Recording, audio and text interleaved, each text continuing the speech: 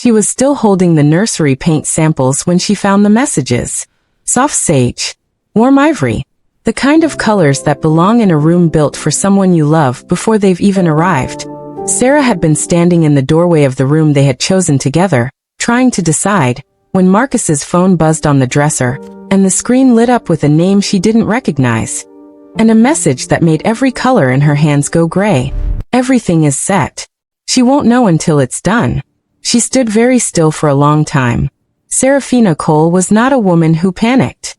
That was something people always said about her, sometimes as a compliment, sometimes as a quiet accusation. As if composure were a kind of coldness. It wasn't. It was something she had learned from her grandmother. The understanding that the most dangerous response to a crisis was a visible one. So she set the paint samples down. Carefully. She picked up the phone. And she read everything. It took 14 minutes. 14 minutes to understand that the man sleeping in the next room had spent the last 8 months building a financial architecture designed to quietly absorb everything she had brought into their marriage. Her family's investment capital, her inheritance stake, her name, and transfer it into a company structure that would survive the divorce he had already scheduled. 14 minutes to understand that Diana Cross was not just a woman. She was the other half of a plan. And the baby that Sarah was carrying, the daughter she had already named in her heart, had been factored in as a complication Marcus believed he could manage. She put the phone back exactly where she had found it. Then she walked into the kitchen, made herself a cup of chamomile tea, and sat at the table while the city moved quietly outside the window. She thought about her grandmother, about something Evelyn Cole had once said over a hand of cards, in that low, unhurried voice she used when she was telling you something that mattered. The most powerful thing a woman can do, baby, is let a foolish man believe he has already won. Sarah looked down at her tea. Then she looked out at the city. Then something behind her eyes went very, very still. Marcus had made an error. Not a small one. He had researched her finances. He had studied her assets. He had read every document she had ever signed. He had never once asked why the Cole family kept such quiet company.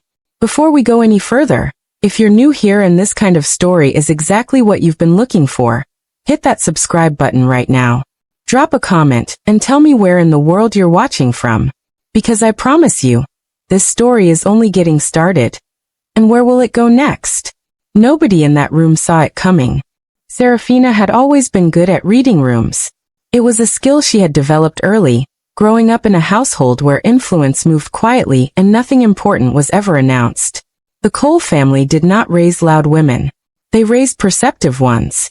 And so, even as a child, Sarah had learned to watch the space between what people said and what their eyes were actually doing. She had watched Marcus the same way from the beginning.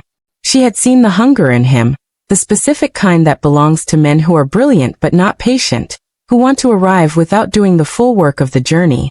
She had found it compelling once. That restless energy, that relentless forward motion. She had believed, for a time, that she could be the thing that steadied it. She understood now that she had been the vehicle, not the destination. She spent the 3 days after finding the messages doing something Marcus would never have expected. Nothing. She went to her prenatal appointments. She answered emails. She had dinner with him twice, listened to him talk about the new development deal, and smiled in the right places. She watched his eyes and saw the ease in them. The particular ease of a man who believes himself to be several steps ahead of everyone in the room. On the 4th day, she called Dr. Amos Reed. Amos had been the Cole family's legal counsel since before Sarah was born. He was 71 years old, wore the same style of slim charcoal suit he had worn since 1987, and possessed the kind of institutional memory that made him, in certain situations, more valuable than any judge. He listened to everything Sarah told him without interrupting. When she finished, there was a pause. How much does he know about the trust structure? Amos asked. Nothing, Sarah said. I made sure of that. Another pause. Good. She could hear him pulling a file. Then we have time to do this correctly. That was the conversation that set everything in motion. What Marcus had found, what he had spent months carefully mapping, was the visible surface of the Cole family's financial holdings. The accounts in Sarah's name, the investment portfolio, the inheritance disbursements. Clean, traceable, manageable. Exactly what a man like Marcus would look for when calculating what he could take. What Marcus had not found, because it was not findable without knowing where to look, was the layer underneath. The Cole family's original wealth had been built over 3 generations through a network of private trusts, holding companies, and strategic partnerships that existed, as Evelyn Cole once explained to her granddaughter, to protect the family from precisely the kind of people who sought to use them. Every dollar Marcus had received in startup capital when they married, the capital he had publicly credited to his own investors, had moved through one of those structures. Not as a gift. As a loan. With terms that had been designed, quietly and deliberately, to remain dormant until they were needed. Marcus thought he was taking everything. He had no idea what he was handing her. Sarah signed the preliminary separation documents 2 weeks later, on a Tuesday, without a single counter-demand. Her lawyer called Marcus's lawyer, and described her as remarkably reasonable given the circumstances. Marcus's lawyer passed this along with visible relief. Marcus called it a gift. Sarah called it the beginning. What neither of them knew yet was that a name had already been spoken once, in a quiet room across the city, in connection with everything Marcus had built, and that name was about to become the only thing that mattered. Marcus had prepared for the version of Sarah he thought he knew. He had prepared for the woman who didn't let go without a fight. The woman who would call her friends, her family, her lawyers plural. The woman who had once argued a catering dispute for 45 minutes because the principle of the thing mattered. He had briefed his PR consultant. He had drafted holding statements for 3 different scenarios. He had told Diana, carefully, that things would get uncomfortable before they settled. What he received instead was a stillness so complete it unsettled him more than any argument could have. Sarah moved through the separation process the way water moves through stone. Without urgency, without friction, with an absolute certainty that it would get where it was going. She collected her things from the townhouse over the course of 5 days. Not all at once, not with the theatrical efficiency of someone making a statement, but gradually, like someone tidying up after something that had simply run its course. The nursery furniture was the last thing to go. Marcus came home on a Wednesday evening to find the room empty. The walls stripped back to their primer coat. The faint ghost of pencil marks where Sarah had measured for the crib. She had not left a note. She had taken every trace of the life she had been building in that room, and she had taken it cleanly, without bitterness, the way you remove a photograph from a frame before you return it. He told Diana that night that it was done. Diana smiled and said she knew Sarah would see reason eventually. That some women simply knew when they were outmatched. Marcus agreed, poured himself something expensive, and felt the specific satisfaction of a man who had avoided a storm he was certain was coming. He did not sleep well that night. He told himself it was the champagne. It wasn't champagne. Sarah, meanwhile, had moved into a property that Marcus had never known existed. A quiet residence in the city's northern quarter, held in the name of an entity that appeared in no document he had ever seen. The Cole family had prepared it for her without being asked. Her grandmother had simply called and said the suite was ready whenever she needed it. The way you hold a door open for someone you have been watching walk toward it. The baby's room was already painted. Soft sage. Warm ivory. Sarah stood in the doorway of it on her first night there, and felt something she had not expected to feel. Relief so clean it almost hurt. She was not alone in the weeks that followed. Dr. Reed visited twice a week with updates. Her grandmother called every evening, not to discuss the situation, but to talk about other things. Family history, old stories, the long game of patience that the Cole women had been playing for decades. It was Evelyn who first mentioned, almost offhandedly, the name Cha Junesio. He's been watching your husband's company, she said simply. He found the structure interesting. Sarah was quiet for a moment. How does he know about the structure? Her grandmother made a small sound that was almost amusing. Because I told him, baby. And that was the moment Sarah understood that her grandmother had been several moves ahead of this before Sarah had even known there was a game to play. Marcus announced the Diana Cross partnership, as he had taken to calling it internally, on a Tuesday morning via a press release that his communications team had spent 3 weeks polishing. The merger of web development and Cross Capital was framed as a visionary alignment of 2 ascending forces in the city's real estate market. The photographs were excellent. Diana had a gift for looking effortlessly credible. The responses came quickly. Congratulatory emails from people Marcus had cultivated carefully. Interview requests from 2 financial publications. A message from the chairman of the city's Commerce Council that Marcus printed out and put in a drawer he opened 3 times that week just to look at it. He threw dinner. 30 people, a private room, the kind of restaurant where the menu has no prices because the menu is not really the point. He stood at the head of the table and said things about vision and momentum and the particular freedom that comes from building something entirely on your own terms. He believed every word. That was the thing about Marcus. He was not a cynical man. He was a man who had told himself a story for so long that he had forgotten it was a story. He genuinely believed that what he had built was a reflection of his own intelligence, his own instincts, his own relentless drive. The Cole family's capital was, in his mind, nothing more than an early-stage investment from a father-in-law who had recognized his potential. The structural terms he had never read were, in his mind, standard legal language that sophisticated men delegated to lawyers and moved on from. Diana sat beside him at that dinner and looked out at the room with an expression Sarah would have recognized immediately. The composed patience of someone waiting for the right moment to take what she had come for. Marcus did not recognize it. He looked at Diana and saw loyalty. He looked at the room and saw his future. 3 floors below the restaurant, in a private space that Marcus had never been invited into and would never think to look for, 2 men in dark suits sat across a table with a document between them.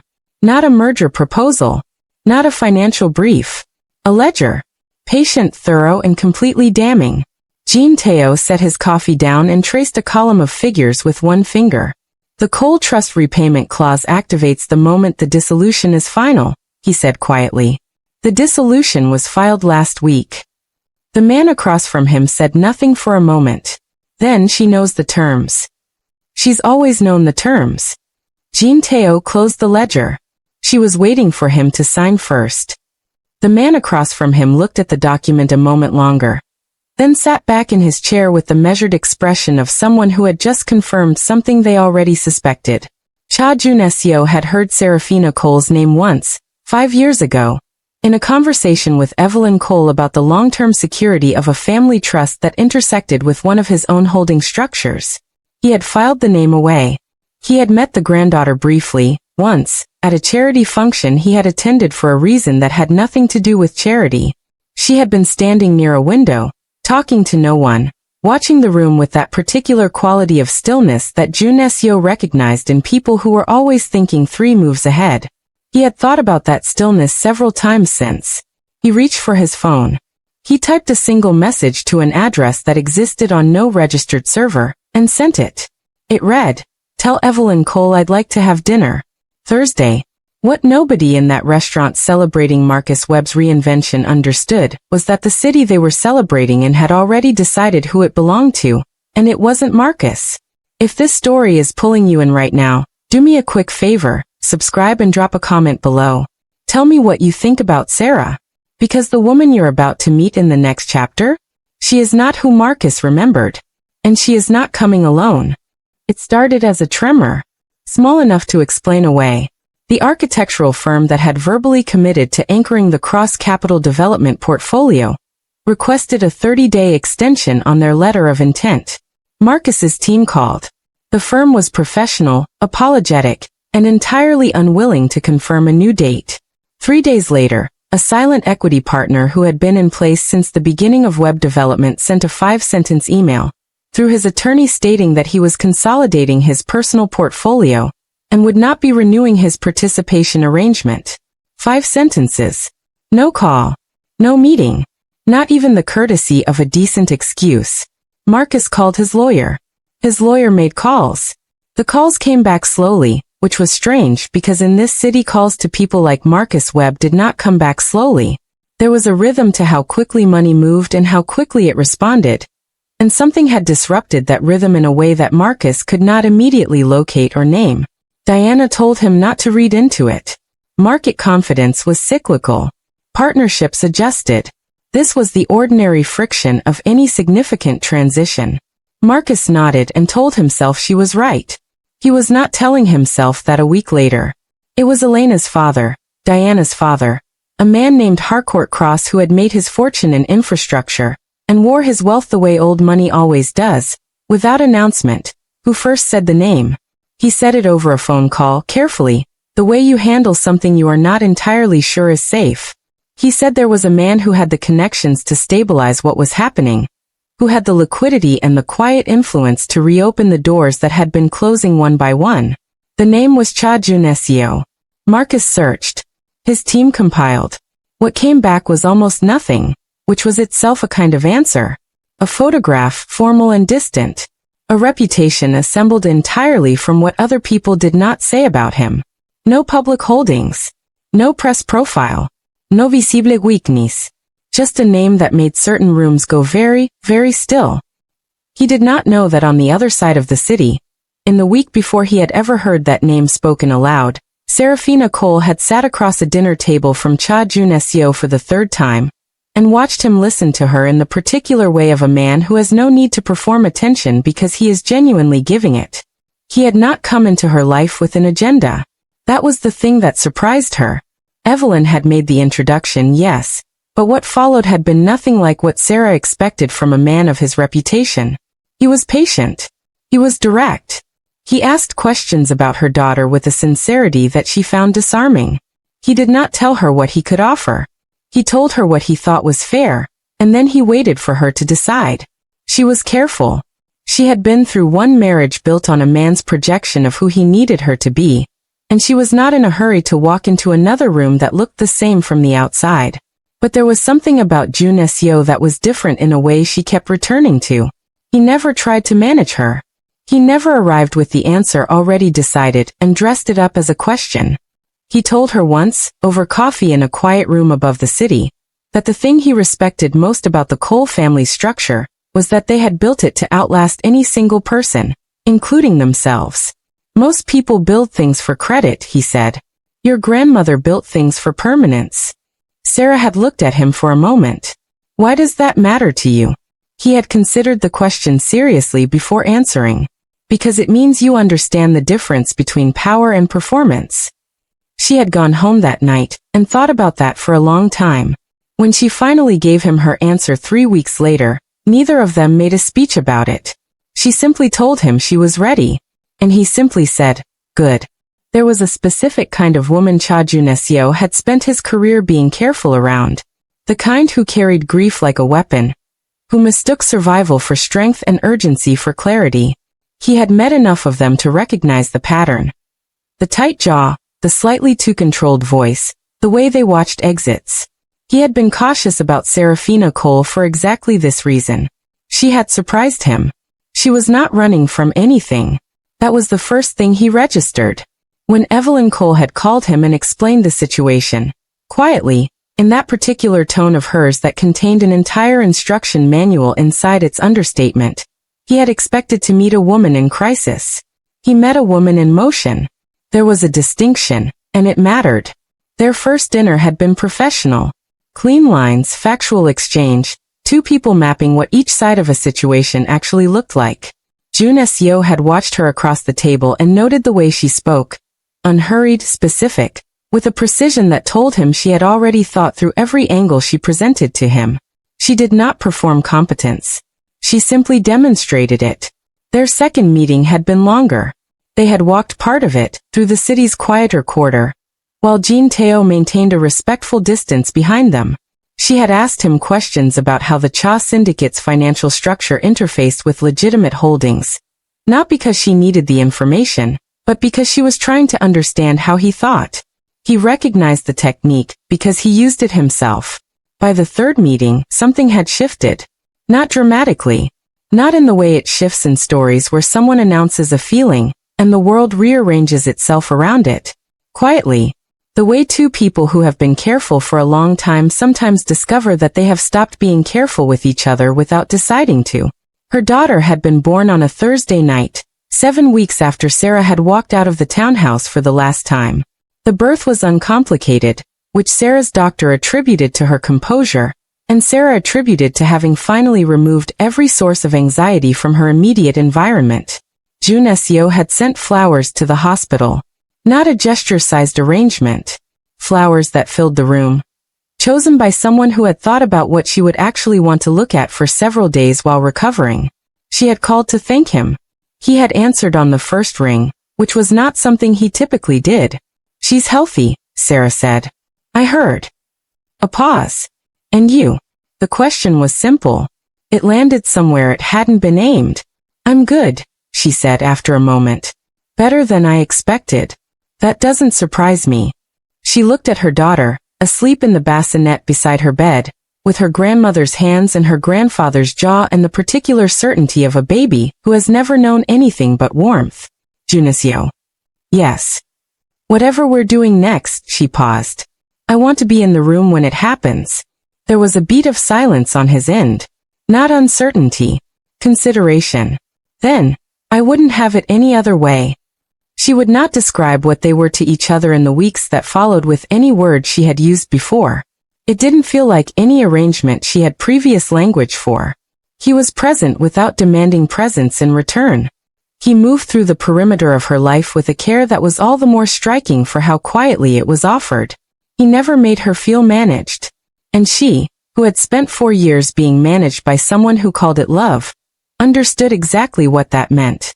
She was still deciding how she felt about him when he told her there was something she needed to know, and that what she was about to walk into would require her to be ready for the room to see them together for the first time. Marcus did not understand that he was in trouble until the trouble was already structural. That was the nature of the kind of pressure Junasio applied. It did not arrive with announcements.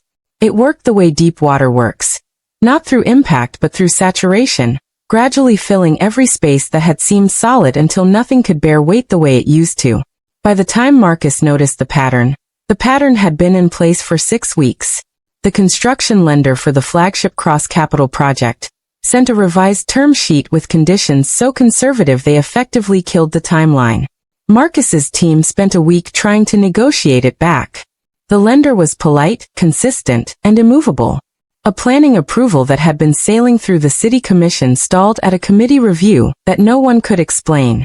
The committee member who had championed it suddenly had concerns about environmental compliance that hadn't existed the month before. Marcus's lobbyist said he had never seen anything like it. Marcus did not ask who had the kind of relationships that reached into planning committees without leaving fingerprints. He wasn't ready to ask that question yet. Harcourt Cross came to the office on a Thursday with his lawyer, and a folder Marcus was not prepared for. There were positions, real estate positions held in Diana's family's portfolio, that had been leveraged against the merger's projected cash flow. Those projections were no longer holding. The exposure was significant. Harcourt used the word significant 6 times in 45 minutes and offered no solutions. Marcus called Diana that night. She answered on the 4th ring. "Your father says the exposure is significant," he said. "I know. Do you have a plan?" A pause. "I have some calls to make." The calls Diana made over the following week did not produce what she told Marcus they had produced. He discovered this later. At the time, she came back to him with the careful optimism of someone buying time. Another quality Sarah would have recognized immediately. Marcus's world was contracting, and he was responding the way he always did, by projecting forward motion. He scheduled meetings. He scheduled calls. He rebooked the private dining room he had canceled 2 weeks prior, and sent new invitations to the same guest list. He prepared remarks. He assembled a narrative. The narrative required a meeting with Cha Junesio. Harcourt Cross had finally arranged it, through channels Marcus could not trace, with the kind of careful facilitation that told Marcus this was not a simple business introduction. There were rules. There was a location, selected not by Marcus. There was a time not negotiated. There was a single instruction. Come alone and come prepared to listen first. Marcus dressed carefully for that meeting. He practiced his opening. He prepared 3 different versions of his pitch depending on how the first 60 seconds went. He told Diana he was going to turn this around. He sat in the back of the car on the way there, and told himself that men like Cha Junesio were powerful, yes, but they were also businessmen at the end of the day, and businessmen responded to opportunity. He had not yet considered the possibility that the meeting was not being held for his benefit. He walked into that building still believing he was the one who had called the meeting. He would not believe otherwise until he saw who was already sitting in the room. The Verdell Hotel's grand ballroom had been Marcus Webb's idea from the start. He had booked it 4 months in advance, before the cracks had appeared, when everything still looked the way he had designed it to look. 700 square feet of event space, vaulted ceilings, the kind of ambient lighting that made ordinary people look important, and important people look legendary. The occasion was the formal unveiling of the Crossweb Development Alliance, the new name he had given the partnership after the rebrand, which had cost him $40,000 and was displayed on every surface tonight in clean silver sans serif type. 300 guests. Investors, city officials, journalists from 3 publications. Everyone Marcus needed in the same room, assembled around a narrative he had spent 2 months constructing. He stood near the entrance with Diana on his arm and greeted the arrivals with the particular warmth of a man performing so completely that he had almost begun to feel it again. The last 3 weeks had been difficult. He did not think about the last 3 weeks. Tonight was about forward momentum. Tonight was about the room believing what Marcus needed them to believe. He had still not heard from Cha Junesio's office. The meeting he had been preparing for had not materialized. His messages to Harcourt Cross were answered with one-line responses that said very little. He told himself these were the ordinary delays of powerful men with full schedules. He was mid-conversation with the editor of a financial magazine when the room changed. Not loudly. The string quartet didn't stop. The crystal didn't rattle. But something moved through the crowd the way a shift in pressure moves. That specific atmospheric change that happens when something unexpected has entered a space and the room hasn't yet decided what to do about it. Marcus turned. She stood at the top of the ballroom's sweeping entrance staircase in a gown the color of deep midnight, structured and precise, and she was wearing the diamond earrings her grandmother had given her the week her daughter was born. Her hair was back. Her posture was the same posture she had always had. Unhurried, perfectly straight, the posture of a woman who has never needed a room to be quiet before she spoke. Beside her, his hand resting at the small of her back with a possession so quiet it was louder than anything else in the room, was a man Marcus had been trying to reach for 3 weeks. Cha Junesio looked at nothing in particular. He looked at everything in general. That was the quality people described when they tried to explain him.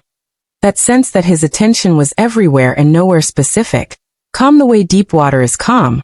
Which is to say not calm at all but simply depths you cannot see.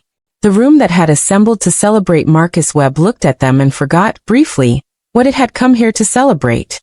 Diana said something in Marcus's ear. He didn't hear it. He was watching Sarah descend the staircase the way you watch something that has been in motion for a long time, and has finally arrived at the place it was always going. She moved through the room without hurry, meeting eyes, receiving greetings from people Marcus was only now realizing she had known longer and better than he had ever understood. She reached him. She stopped. She looked at him with the calm of someone who has already completed the thing she came to do, and is now simply present for the formality of its conclusion. "You look well, Marcus," she said. Her voice was exactly as he remembered it. Warm. Even. Entirely unafraid. He straightened. "Suha. What are you?" "I was invited." She smiled slightly. "By the building?" He didn't understand. Then Jean Teo appeared at his left and placed an envelope in his hand with the practiced neutrality of someone who has done this exact thing before, in rooms exactly like this one, and found all of them equally unremarkable. Marcus opened the envelope. He read it once, then twice, then a third time because his mind simply refused to process it correctly. The Cole Family Trust, the original seed capital, the repayment clause, the 4 holding companies, the terms that activated upon finalization of the marital dissolution. He had finalized the dissolution 11 days ago. Everything he had ever called his own was, as of 11 days ago, already owed to someone else, and the someone else was standing 3 feet in front of him in a midnight gown, watching him understand. Within 24 hours the story was out. Not because Sarah released it. Not because Jun Seo made a statement. Because 300 people had been in that room, and 3 of them were financial journalists, And financial journalists understand the particular sound a deal makes when it comes apart from the inside out. By morning, 2 stories were filed. By afternoon, the stories had been shared in the kinds of group chats where Marcus's investors lived and breathed. The Crossweb Alliance was not scrutinized so much as it was simply held up to the light, and what it turned out to contain beneath the polished surface was far less than what it had advertised. The leveraged positions in Diana's family portfolio were real, and they were deep. The projected cash flows that the entire structure depended on were based on a merger that was now publicly in question. The merger was in question because the primary asset, Web Development's founding capital and its associated credibility, was subject to a repayment claim that had been in place for 11 years and was now, by the terms of a divorce Marcus had signed without reading carefully enough, immediately due. Harcourt Cross did not call Marcus. He called his own lawyer. His own lawyer called Diana. Diana called Marcus from a number he didn't recognize, because she had already changed her phone, which told him everything about what kind of call this was before she spoke a single word. She said she needed time to be with her family. She said things were complicated. She said the word circumstances with the same careful vagueness he had once used with Sarah in a different room about a different failure. He almost said something honest to her. He almost said, "I know what this is. I've done it before to someone else. I know exactly what it feels like to be on this side of it." He didn't say it. He listened to her explain that she was stepping back temporarily and told her he understood. Then he sat down in the chair behind his desk and looked at the city outside the window. Dr. Amos Reed's office submitted the formal documentation for the Coal Trust's claim within the week. The numbers were precise and completely accurate. What remained of Web Development after the repayment was the skeleton. The brand name, the office space, the staff contracts, the infrastructure of a company that had never truly been funded by the man whose name it bore. Marcus had spent 11 years building a reputation on a foundation that belonged to someone else, and he had done it with such conviction that he had entirely stopped being able to see the difference between what he had made and what he had borrowed. Harcourt Cross issued a public statement about the Crossweb Alliance. It was 4 sentences long, and contained no expression of support for Marcus's position. Diana's name appeared in the statement once, in connection with the family's commitment to protecting its assets. The board of the development company convened an emergency session. 3 members submitted resignation letters. The session lasted 2 hours and resolved nothing because there was nothing resolvable about a company that owed more than it owned. Marcus sat in his office on a Friday evening, the one he had occupied for a decade, the one with the view of the skyline he had once believed he was becoming part of. The city looked exactly as it always had. Indifferent. Continuous. Interested in nothing as small as one man's particular reckoning. He thought about Sarah. He thought about the version of her he had decided she was, proud but manageable, strong but containable, a woman whose quiet he had mistaken for acceptance. He thought about the 14 minutes she had spent reading his messages, and the decision she had made at the end of those 14 minutes to do absolutely nothing he expected. He had built his entire strategy on knowing her, and he had not known her at all. Across the city, in a building that existed on no public registry, 2 people were standing at a window watching the same skyline, and neither of them was thinking about Marcus Webb anymore. Serafina named her daughter Nola.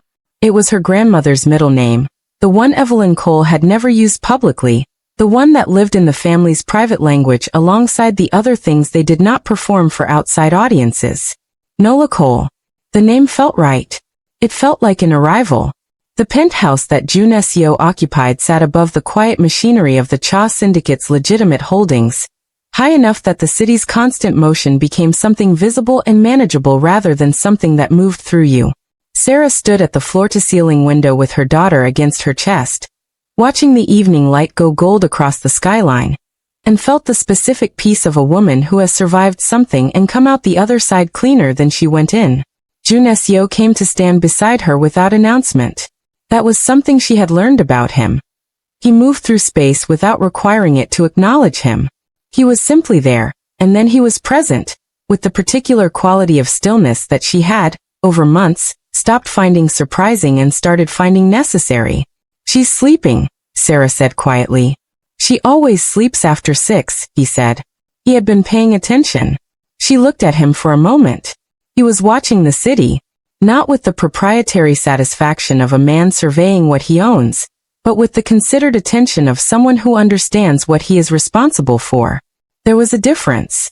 Sarah had spent enough time in rooms with powerful men to know that the difference was everything. "Thank you," she said. He glanced at her. For what? For not making this into something it wasn't. He looked back at the city. You didn't need anyone to make it into something. You had the whole shape of it already. A pause. "I just stayed out of your way." That was not entirely true, and they both knew it. He had placed himself and his considerable resources into exactly the right positions at exactly the right times, and he had done it without once making her feel like a chess piece. That was a skill she did not take for granted. That was, in fact, the rarest thing she had encountered in the long arrangement of her life. Her grandmother called that evening while Nola was being settled by the nurse Evelyn had insisted on providing. Sarah stepped into the adjoining room to take it. "How are you feeling?" Evelyn asked. "Settled," Sarah said. The word surprised her as she said it, because it was the only word that fit. "Good." A pause. "He's a good man." "I know. Not easy," Evelyn added. "But good." Sarah smiled. "I don't need it easy." Her grandmother made the sound that meant, "No, I know you don't, and that has always been your greatest strength." When she came back into the main room, Junesio was sitting with a file, reading with the focused calm that was simply how he existed. He looked up. He set the file down. She sat beside him and looked out at the city. And for a long time neither of them said anything, because there was nothing that needed saying. The city turned below them. Marcus Webb's name moved through the financial news cycle with the particular speed of men, whose reputations have become cautionary. Diana Cross had returned to her family's estate and was, by all accounts, reassessing. Harcourt Cross had hired new counsel. The Cross-Webb alliance had been formally dissolved. None of it touched this room. Sarah had spent 4 years in a marriage built on the performance of power, and she had learned, finally and permanently, the difference between a man who needs you to believe in him and a man who simply believes in you. She leaned back against the cushions. She looked at the city she had been born into, the city her grandmother had helped shape, the city that had watched everything unfold without surprise, because cities built on old foundations do not surprise easily. She was ready for whatever came next. Not because it would be easy, but because she had already proven what she could do when things were hard. And she was not the same woman who had stood in a nursery doorway holding paint samples, trying to save something that had already been hollow from the inside. She was Serafina Cole. She knew exactly who her family was. And she had chosen exactly the right person to stand beside her going forward. The city kept turning. Nola slept. And for the first time in longer than she could precisely remember, Sarah felt nothing except the quiet, unshakable certainty of a woman who had played a long game and won it cleanly. Marcus Webb had spent 11 years building something he called his own. In the end, what he had built was a reflection of borrowed capital, borrowed credibility, borrowed time. The empire he had toasted with champagne was not a creation. It was a consumption, and the moment the thing he had consumed was no longer willing to be consumed, the entire structure simply stopped holding. He left the city 6 months later. Not with scandal trailing him publicly, but with the quiet diminishment of a man who no longer has a room to walk into and be recognized. That, for a man like Marcus, was its own particular reckoning. Diana Cross married a man in another city 2 years later. It was not a love story. It was a transaction, which was the only kind of story she had ever known how to tell. Serafina Cole did not celebrate any of this. She was not built for that kind of satisfaction. She was built for permanence, and permanence did not require an audience. She and Cha Junesio did not announce themselves. They did not issue a press release or throw a dinner. They simply move through their life together with the unhurried certainty of two people who understand what they have chosen, and have chosen it deliberately. Nola grew up knowing exactly who she came from. That was the greatest thing her mother ever gave her. And the city, indifferent, continuous, built on foundations that most people never thought to look for, kept turning below them, knowing, as cities do, exactly who it belonged to. Some people build for credit. The right people build for permanence. And the right people always outlast the rest. If this story moved you, If you felt every twist and held your breath for Sarah, you know what to do. Hit subscribe, like this video, and drop a comment below.